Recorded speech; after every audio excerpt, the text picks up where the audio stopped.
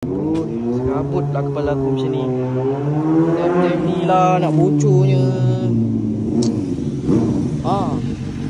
Saya aku bocor belum Syak. Macam mana nak pergi Sepang macam ni? Asyik baiklah aku standby awal-awal tahu tak. Belagak sangat ni. Bukan jenis belagak. Kalau main kona memang aku bagi hujung-hujung. Aduh. Ush. Kau tengok. Panjang macam kau punya tu. Bukan. Macam-macam umur.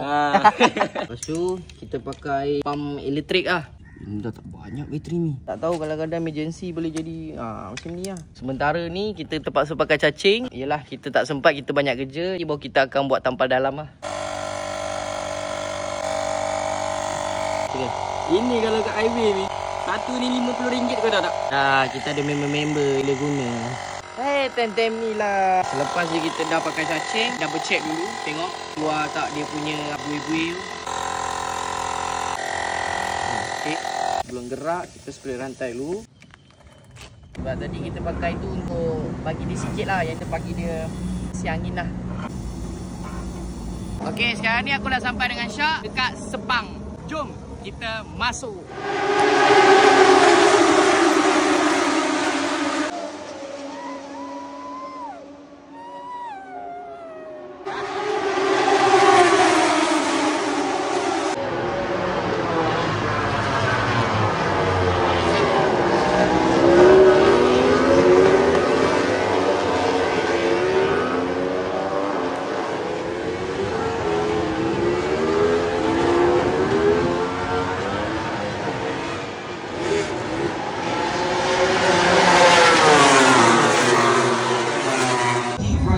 Banyak sangat kedai ni, mana satu nak masuk ni? Dia macam nak hujan kat sini. Kasih bukannya dapat benda free pun.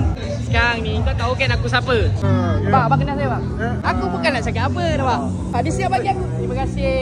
Tanya tak nak. Kenal saya tak? Kenal. Nampak. Terima kasih. Makanan puasa kak, esok mau makan. Terima kasih. Ni lah.